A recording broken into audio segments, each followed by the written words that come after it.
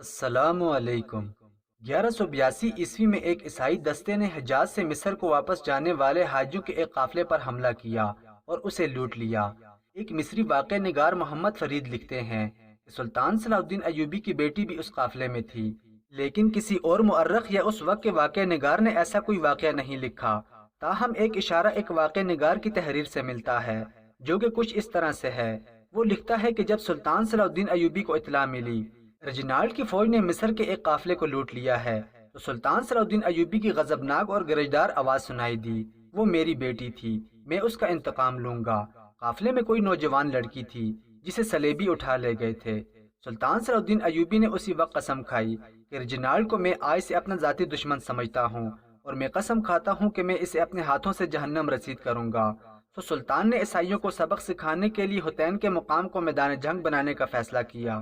حطین دراصل فلسطین کا ایک گمنام سا گاؤں تھا، لیکن سلطان صلاح الدین ایوبی نے اسے وہ عزت بخشی کہ عیسائی دنیا کی جنگی مبصر آج بھی تجزیہ کرتے نظر آتے ہیں کہ صلیبی جنگوں کے اس ہیرو نے کیسے دشمن کو ایسی شرمناک شکست دی کہ صلیبیوں کے ایک کے سوا باقی تمام حکمران جنگی قیدی بن چکے تھے۔ سلطان صلاح الدین ایوبی ہمیشہ جمعے کے مبارک دن لڑائی کے لیے کوچ کیا کرتے تھے، اور حطین کو کوچ کرنے کے لیے بھی سلطان نے جمعے کا دن منتخب کیا۔ یہ 15 مارچ 1127 کا دن تھا۔ سلطان نے فوج کا ایک حصہ ساتھ لیا اور کر کے قلعے کے قریب خیمہ زن ہو گیا۔ اس سے یہ مطلب لیا گیا کہ سلطان کر کا محاصرہ کریں گے، لیکن سلطان کا مقصد حج سے آنے والے مصر اور شام کے قافلوں کی حفاظت تھی، کیونکہ ان پر کر کے قریب ہی حملہ ہوا کرتے تھے۔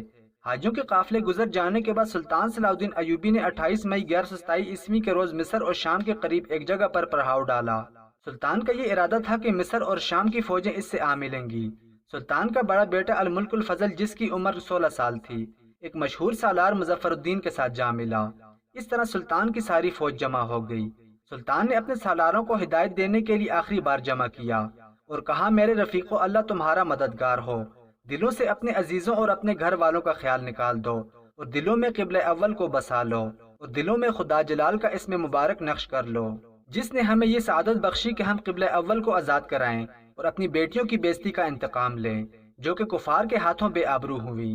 ہماری تعداد دشمن کے مقابلے میں کم ہے، اور آپ کا مقابلہ 7 صلیبی فوجیوں کے ساتھ ہے، جن کے بیشتر نائٹ سر سے لے کر پاؤں تک زر بختر میں ڈوبے ہوئے ہیں۔ سلطان نے کہا کہ آپ جانتے ہیں کہ میں ہر کارروائی جمعے کے مبارک دن کیا کرتا ہوں۔ میں اس وقت آگے بڑھوں گا جب مسجدوں میں قوم خطبہ سن رہی ہوگی، اور یہ وقت قبولیت کا ہوتا ہے۔ میں نے ہر قصبے، ہر گاؤں میں اطلاع بھجوا دی ہے کہ جمعے کے روز دعاؤں میں اپنے مجاہدین کو شامل کریں، جو کہ جمعے کی نماز سے محروم ہو کر میدان جنگ میں زخمی ہو کر گرتے ہیں۔ صلیبیوں کو ایک اور دھوکہ یہ ہوا کہ سلطان اکثر چھاپہ مار قسم کی جنگ لڑا کرتے تھے، جس کے ذریعے کم سے کم نفری سے دشمن کی زیادہ تعداد پر ضرب لگاؤ اور بھاگو کے اصولوں پر عمل ہوتا۔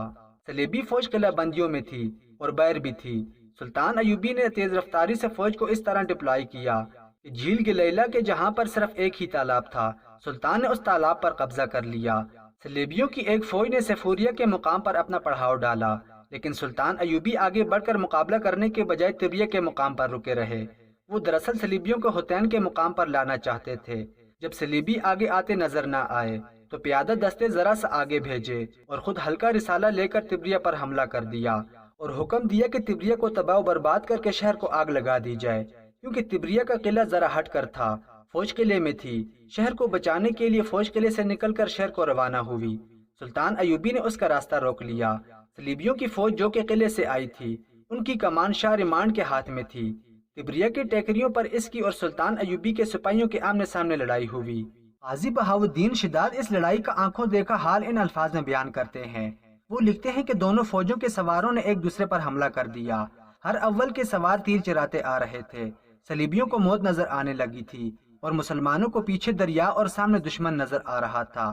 پیچھے ہٹنے کے لیے ان کے پاس کوئی جگہ نہیں تھی، سو یوں دونوں فوجیں اتنی قہر سے لڑیں کہ جس کی مثال تاریخ پیش نہیں کر سکتی۔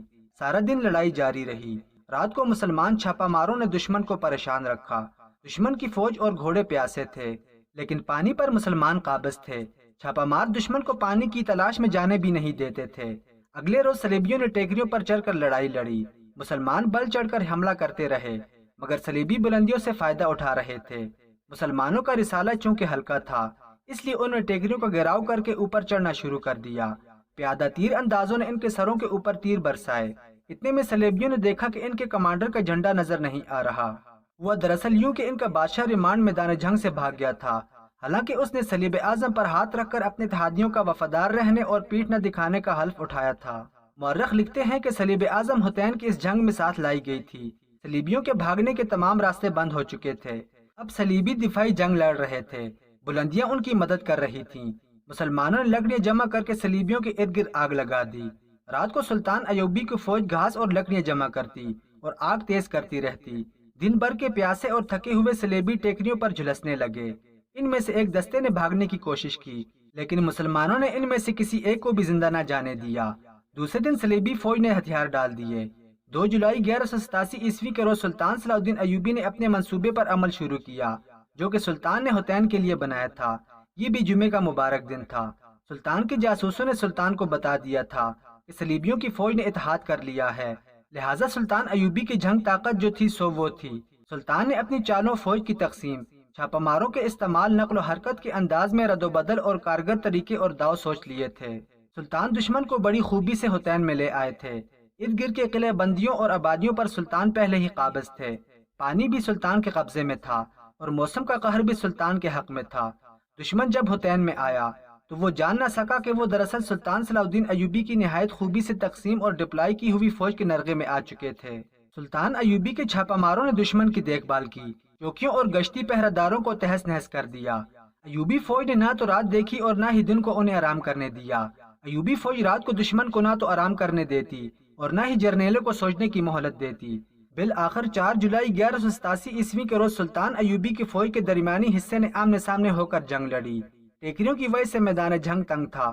صلیبی ادھر ادھر سے آگے بڑھنے کی کوشش کرتے تو مسلمانوں کا لائٹ رسالہ حرکت میں آ جاتا۔ تیر انداز بلندیوں پر تھے، جہاں سے وہ صلیبیوں پر تیروں کا مینہ برسا رہے تھے۔ سلطان ایوبی کی کیفیت یہ تھی کہ سلطان کبھی اوپر جاتے اور کبھی نیچے آتے، اور ان کے سبا رفتار قاصد سلطان کے پاس پیغام لاؤ اور لے جا رہے تھے۔ صلیبی نائٹوں کو ذرائع بختر جلا رہی تھی۔ ان کے گھوڑے پیاسے تھے اور پانی سامنے نظر آ رہا تھا، جو پیاس کو مزید بڑھا رہا تھا۔ صلیبیوں نے کمک منگوا کر ایک جوابی حملہ کیا، جو کہ ان کی آخری امید تھی۔ جہاں انہوں نے حملہ کیا وہاں کی کمان سلطان صلاح الدین ایوبی کے ایک سالار تقی الدین کے ہاتھ میں تھی۔ تقی الدین نے حملہ روکنے کے لیے اپنے دستوں کو نیم دائرے کی شکل میں کر دیا۔ دشمن سیدھا اور سرپٹ آیا۔ تقی الدین نے نیم دائرے کے سرے بند کر دیے اور صلیبی گھیرے میں آ گئے۔ مسلمان سواروں نے انہیں کاٹ اور کچل ڈالا۔ اب جنگ کی صورتحال یہ تھی کہ صلیبی حطین کے میدان میں دفاعی جنگ لڑ رہے تھے۔ حطین سے دور اگر ان کا کوئی دستہ رہ گیا تھا تو اسے بھی مسلمانوں نے وہی بیکار کر دیا جہاں وہ تھا، اور یہ پہلا اور آخری موقع تھا کہ اقرا کا پادری محاذ صلیب اعظم اپنی صلیب کے ساتھ میدان جنگ میں موجود تھا، یعنی جس صلیب پر صلیبیوں نے اسلام کو ختم کرنے کے لیے حلف اٹھائے تھے وہ صلیب میدان جنگ میں لائی گئی تھی، مگر صلیبی بادشاہوں نے پیٹھ دکھانی شروع کر دی۔ گائی آف لوزینان اپنے 2 ساتھیوں کے ساتھ بھاگ رہا تھا کہ اسے مسلمان سواروں نے دیکھ لیا اور انہیں زندہ پکڑ لیا۔ اقرا کا پادری اس جنگ میں مارا گیا اور صلیب اعظم مسلمانوں کے قبضے میں آ گئی، جبکہ اس دور کی تحریروں سے پتہ چلتا ہے کہ بیت المقدس کی فتح کے بعد سلطان صلاح الدین ایوبی نے صلیب وہاں کے عیسائیوں کو احترام سے لوٹا دی۔ شام تک جنگ حطین کا فیصلہ ہو چکا تھا۔ صلیبیوں کے جانی نقصان کا کوئی شمار نہ تھا۔ باقی فوج نے ہتھیار ڈال دیے تھے۔ سلطان ایوبی کے سامنے جو قیدی لائے گئے تھے ان میں ریمانڈ کے سوا باقی 6 اتحادی بھی تھے، جس میں کر کا گورنر رجنالڈ بھی تھا، جسے سلطان نے اپنے ہاتھوں قتل کرنے کی قسم کھائی تھی۔ قاضی بہاؤالدین شداد لکھتے ہیں کہ سلطان صلاح الدین ایوبی نے صلیبی بادشاہ جیفرے کو شربت پیش کیا۔ جیفرے نے آدھا شربت پی کر گلاس رجنالڈ کو دے دیا۔ رجنالڈ شربت پینے لگا تو سلطان نے اپنے ترجمان سے گرج کر کہا، اس رجنالڈ سے کہو کہ اسے میں نے نہیں اپنے بادشاہ نے شربت دیا ہے۔